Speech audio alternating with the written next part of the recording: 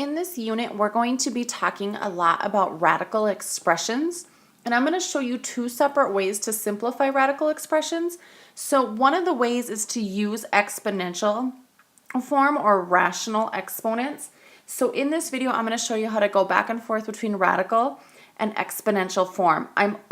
Please make sure to stick around to the end of it, because I'm also going to show you how to simplify an expression where a numerical expression that has either a rational exponent or a radical and an exponent. So first thing I need to point out is radical form is it's going to have a radical. Some of you think of radicals as square roots, but we're going to open it up and also talk about cube roots and fourth roots, fifth roots, so on and so on.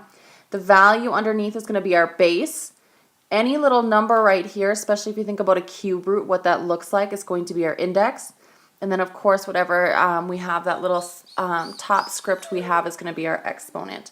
Now, when we change it to exponential form, what's going to end up happening is our exponent is going to be a rational number. It's going to be a fraction, where in the exponent, the original exponent is going to become the numerator for that rational expression, and the index is going to become the denominator.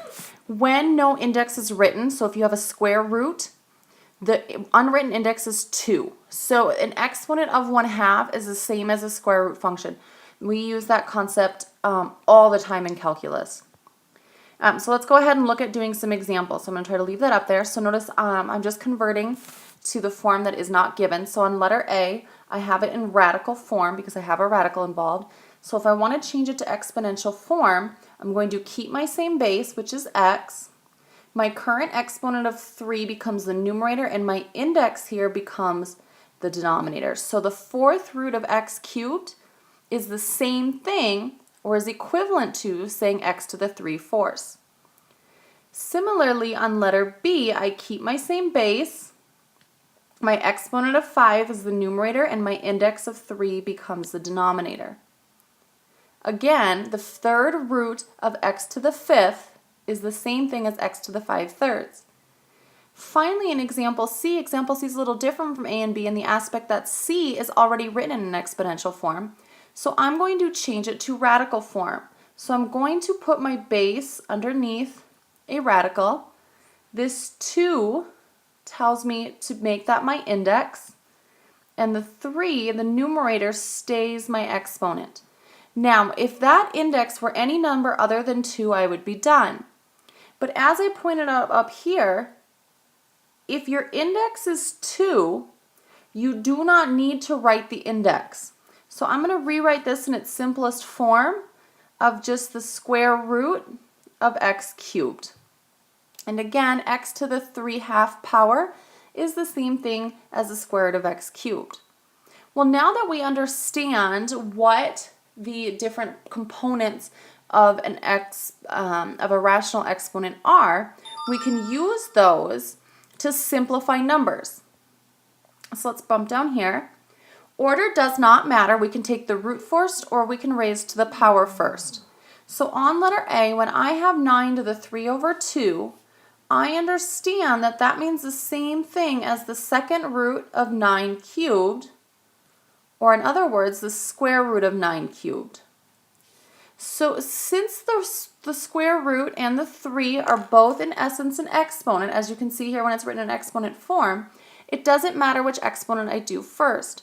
Since I know that what the square root of 9 is, I'm going to go ahead and say the square root of 9 is 3, and I'm going to drop my cube down. And then I also know that 3 cubed is 27.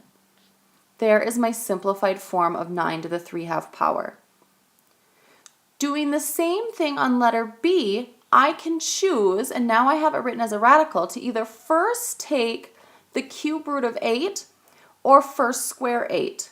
I prefer to work with smaller numbers whenever possible. So since I know what the cube root of 8 is, I'm going to go ahead and find the cube root of 8 first. However, I would not be wrong if I squared 8 first. It's going to be your own personal preference, whichever is going to be easiest for you. I'm going to say the cube root of 8 is 2, and I'm going to carry the square over. And 2 squared is 4. So the simplified version of the cube root of 8 squared is just 4.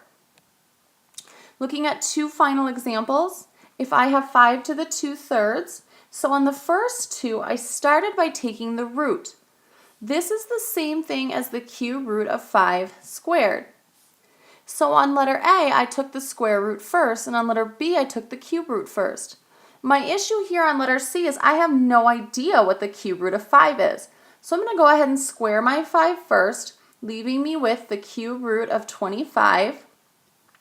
From here, I would ask myself, just like we've done with perfect squares in the past, can 25 be divided by any perfect cubes? Well, I think of my perfect cubes, and I think of 8, and I think of 27, and I realize I don't have to think any further. This is going to be my simplified form. It cannot be divided by any perfect cubes. Finally, looking at letter D, my issue with letter D, I'm taking the square root of 8 cubed. I don't know what the square root of 8 is. I also don't know what 8 cubed is. I know it would be 64 times 8, but I'm just going to go ahead and I'm going to take the square root first since I don't have a calculator handy. Well, actually no, you know what, I will. I'll figure out what 8 times 8 cubed is. All right, so I found the 8 cubed to be 512, so I'm going to rewrite this as a square root of 512. And now I'm going to ask myself, can 512 be divided by any perfect squares? Because I always want to reduce my radicals whenever possible. And I use my calculator to assist me, and I find out that the square root of 512 is the same thing as the square root of 64 times the square root of 8, recognizing that the square root of 64 is just 8, but also that 8 still has another perfect square in it. Remember when you're simplifying radicals to not stop too soon. Square root of 8 is the same thing as square root of 4 times square root of 2. Leaving me with 8 times square root of 4 is just 2. I do not know what the square root of 2 is. And my final answer for letter D, the final problem in this video, is 16 times the square root of 2. So now I am able to go back and forth between radical and exponential form and use the concept of what radical form is, or excuse me, what exponential form is, to simplify numbers that have an exponent that's a rational number, that's a fraction.